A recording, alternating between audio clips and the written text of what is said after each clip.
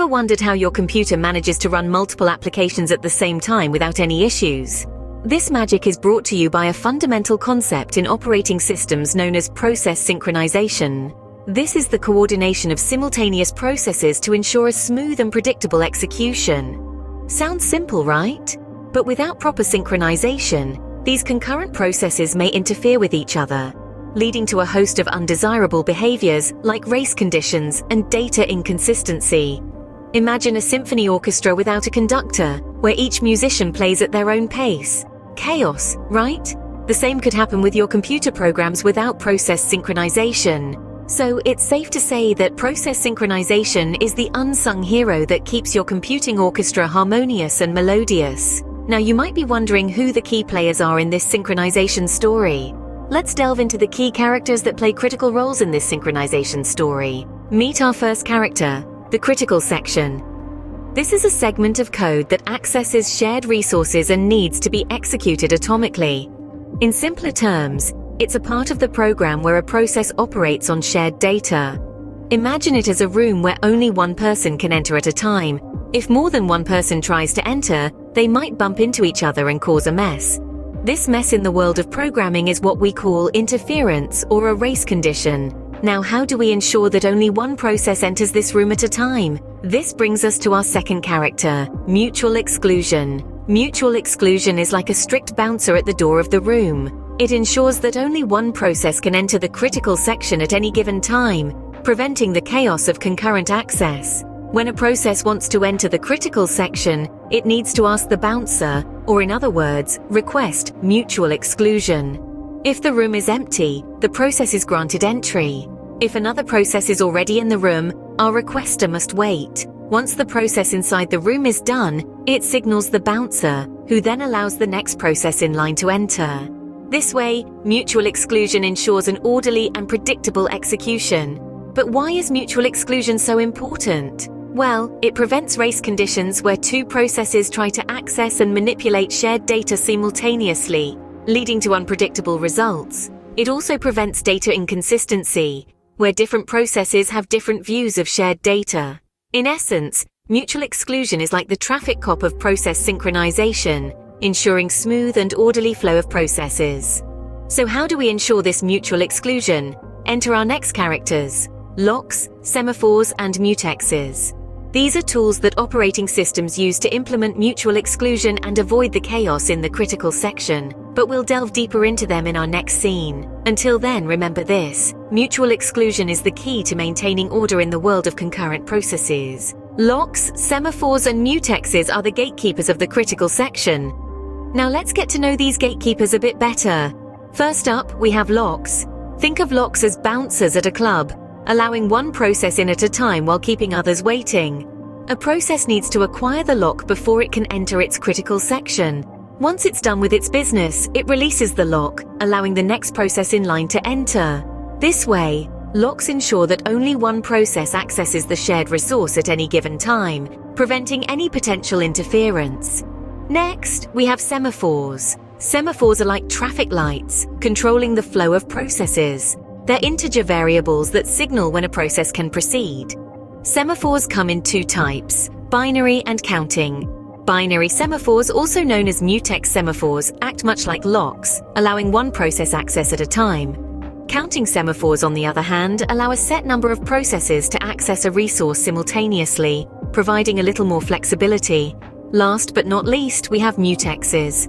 Short for mutual exclusion, mutexes are like VIP passes, granting exclusive access to a special section of code. When a process acquires a mutex, it's the only one that can access that particular critical section, keeping shared resources safe from concurrent access. So there you have it. Locks, semaphores, and mutexes each play a vital role in maintaining mutual exclusion and controlling access to shared resources. They ensure that processes play nice with each other, keeping the chaos at bay in the world of concurrent programming. But even with these gatekeepers in place, things can sometimes go awry.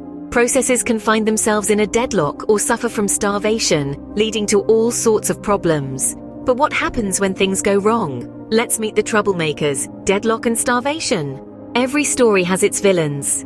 In ours, they are deadlock and starvation. Let's start with deadlock. a state of eternal waiting where two or more processes are unable to proceed because each is holding a resource that the other needs. Imagine a standoff in an old Western movie where two cowboys are waiting for the other to draw their gun first. Except, in this scenario, neither ever does. The result? A system freeze that can bring the entire operation to a grinding halt. Not a desirable outcome, is it? And then we have starvation. While deadlock is a game of waiting, starvation is a game of denial. A process becomes a victim of starvation when it's indefinitely delayed from accessing the resources it needs. This could be due to scheduling policies favoring other processes, or a resource allocation strategy that doesn't consider fairness. The process, much like a starving individual, is left waiting and waiting and waiting. It's like being stuck in a queue where everyone else keeps getting to jump the line. Both deadlock and starvation represent significant challenges in process synchronization. They disrupt the harmony of operations, causing inefficiencies and potentially leading to system failures. The impact can range from minor delays in execution to catastrophically bringing down the entire system. But how do these villains come to be? They are born out of poor management of shared resources and lack of proper synchronization. When processes compete for resources without clear rules of engagement, or when a scheduling algorithm doesn't account for fairness, deadlock and starvation can quickly rear their ugly heads. The problems they cause are serious. Deadlock can lead to resource wastage as processes wait idly for resources, and system instability as the deadlock spreads. Starvation, on the other hand, can cause poor system performance as processes are denied resources and can lead to process frustration, where a process never gets the resources it needs to proceed. To combat these villains, we need our heroes, the synchronization primitives. Our last set of characters are the heroes of the story, the synchronization primitives. Now, operating systems are like the conductors of an orchestra, ensuring that all components, or in our case processes, work in harmony. And one of the tools at their disposal are these superheroes called synchronization primitives. These are fundamental tools that help in achieving this harmony, ensuring that processes can coordinate and synchronize effectively. First up, we have locks. Just like the lock on your front door, these little heroes allow only one process at a time to access a shared resource. Once a process acquires a lock, it has exclusive access to the resource until it releases the lock back into the wild. Then there are semaphores, another type of synchronization primitive. Semaphores are like bouncers at a club, allowing a certain number of processes to access a resource at one time. They come in two varieties: binary semaphores, which are basically locks allowing only one process in, and counting semaphores, which are a bit more generous, allowing a limited number of processes to access the resource simultaneously. Now let's meet mutexes, short for mutual exclusion. Mutexes are like the big brother of locks, designed to protect critical sections of code from being accessed by more than one process at a time. They are strict, and only one process can hold a mutex at any given time. Lastly, we have condition variables and barriers. Condition variables allow processes to wait until a certain condition is met before proceeding, while barriers ensure that all processes reach a certain point before any of them can continue. These heroes ensure that our processes can work together harmoniously, making our computing experience smooth and efficient. So next time your program runs flawlessly, remember to thank these unsung heroes, the synchronization primitives, for ensuring that all processes played their part in perfect harmony. So, what have we learned from our story of process synchronization?